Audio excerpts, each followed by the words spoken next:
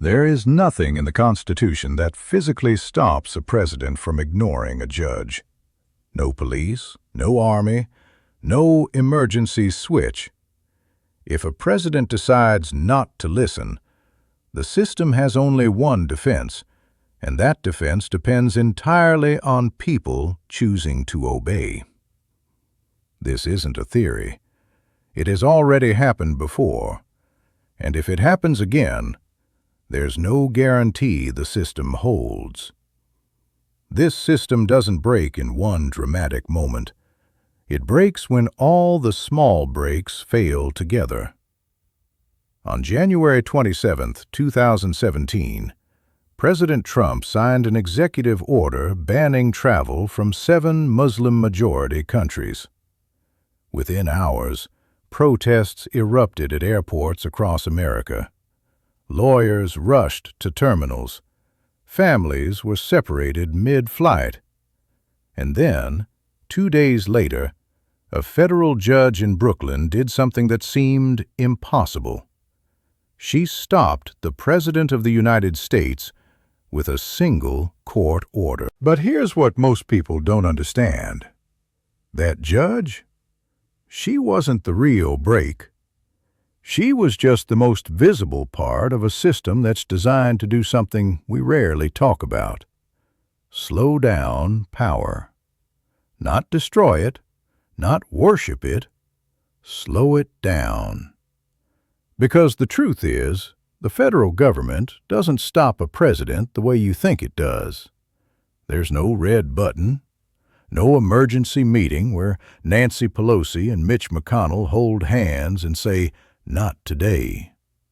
The system that actually constrains presidential power is invisible, bureaucratic, and maddeningly effective. And if you don't understand how it works, you'll never understand why presidents, any president, can feel unstoppable one day and completely stuck the next. Let's start with the thing everyone assumes works, the courts. We've been taught that judges have power, that a court order means something, that the rule of law is real and binding. But here's the uncomfortable truth. Courts can't enforce their own rulings. They have no army, no police force, no budget. When a federal judge issues an order, she's relying entirely on the assumption that the executive branch will comply. And most of the time, they do. Not because they want to, but because defying a court order would be politically catastrophic. But what if it wasn't? What if a president decided that complying with a court order was more costly than ignoring it? When that Brooklyn judge blocked Trump's travel ban, the administration could have simply told Customs and Border Protection to keep enforcing it. No one could have physically stopped them. The judge had no enforcement mechanism. She had a piece of paper and the assumption that people would listen. They did listen. That time. But the vulnerability was exposed. A court order is only as strong as the executive branch's willingness to enforce it. This isn't hypothetical paranoia. In 1832, the Supreme Court ruled that Georgia couldn't enforce its laws on Cherokee territory. President Andrew Jackson reportedly said, "John Marshall has made his decision. Now let him enforce it." Georgia ignored the ruling. Jackson didn't intervene. And the Cherokee were forced off their land anyway. That was nearly 200 years ago. The system has changed. Courts are more powerful now. Public expectations are different. But the fundamental vulnerability remains. A president issues an order. A judge blocks it. The president tells his administration to ignore the judge. What happens next? The honest answer is, we don't know. Because it's never been fully tested in the modern era. We've come close, but we've never crossed that line.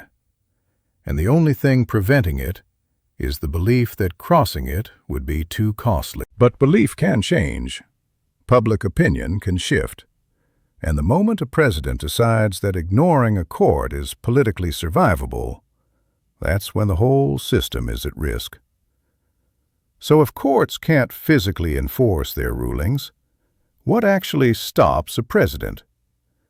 The answer is going to surprise you, because it's not dramatic. It's not inspiring. It's barely even visible.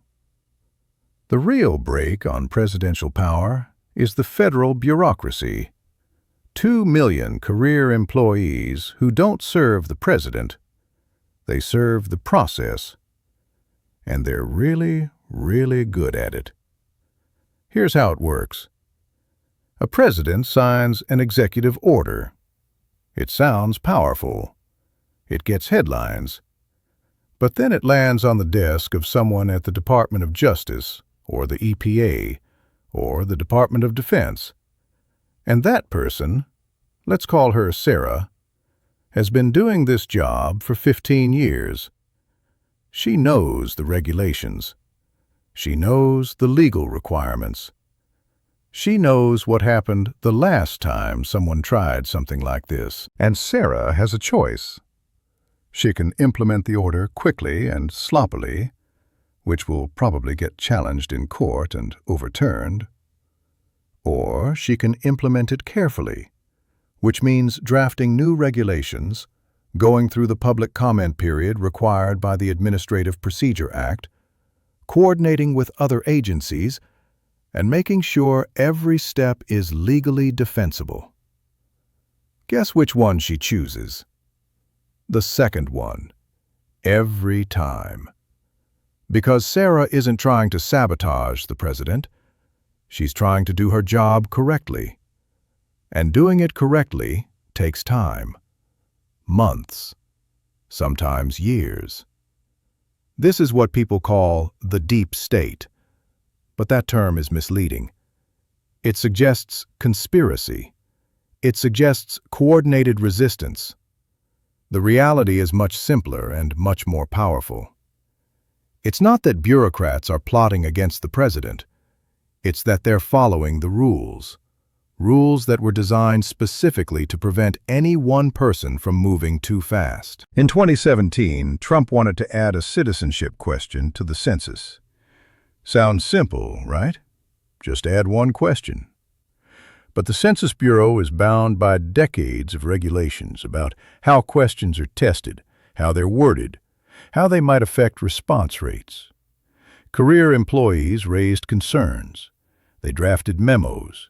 They explained that adding the question without proper testing could violate the Administrative Procedure Act. The administration pushed anyway. And what happened? The case went to the Supreme Court, where the government lost. Not because the court thought the question was racist or immoral, but because the administration hadn't followed the correct process. They'd moved too fast. They'd skipped steps. And the bureaucracy's insistence on process had created a legal record that made the policy impossible to defend. This is the invisible brake. It's not dramatic. It doesn't make headlines, but it works. It works because the federal government isn't just the president and Congress. It's a massive procedural machine that runs on rules. And those rules make it almost impossible to change things quickly, even if you're the most powerful person in the country. But here's the problem. Those brakes only work if people choose to use them.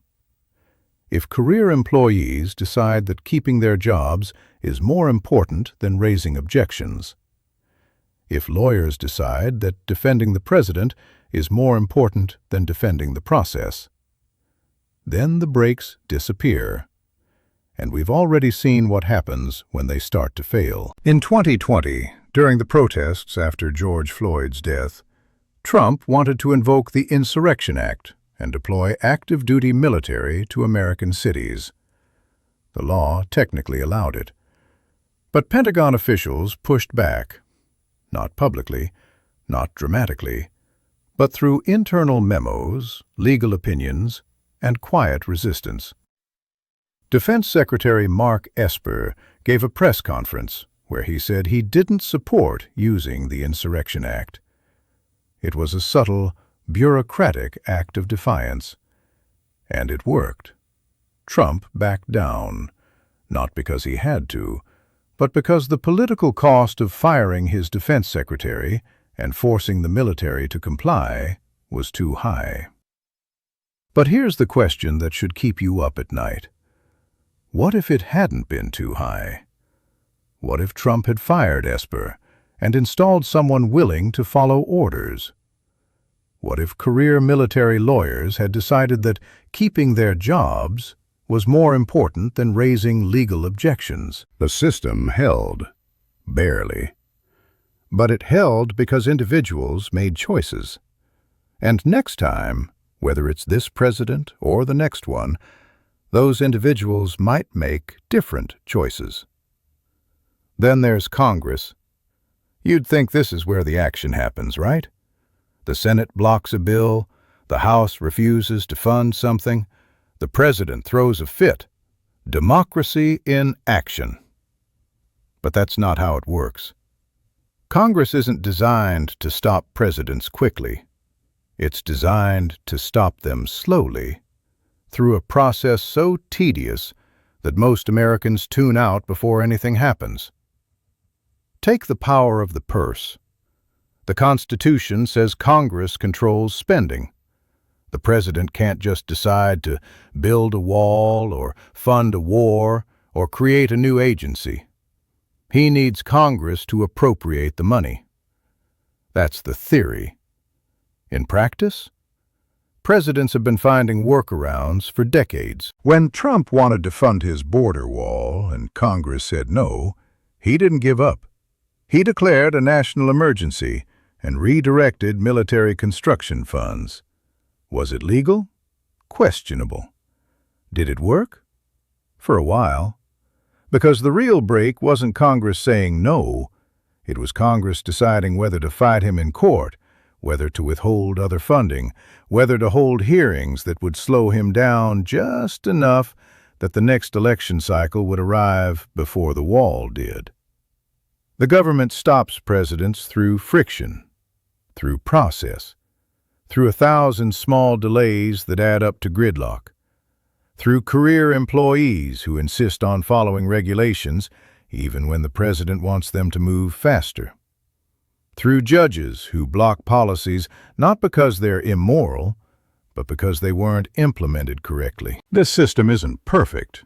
It's slow. It's frustrating. It protects bad policies as often as it stops dangerous ones. But it's also the reason why American democracy has survived presidents who wanted to concentrate power, ignore courts, and govern by decree. But here's what people miss when they talk about constitutional crises. They imagine a single moment, a president defying a court, a dramatic showdown, a clear breaking point. But that's not how systems collapse. Systems collapse when all the invisible breaks fail at the same time. When Congress is too divided to act. When bureaucrats are too scared to resist. When courts issue orders that nobody follows. And here's the scariest part. Those breaks, they're not automatic. They're not guaranteed.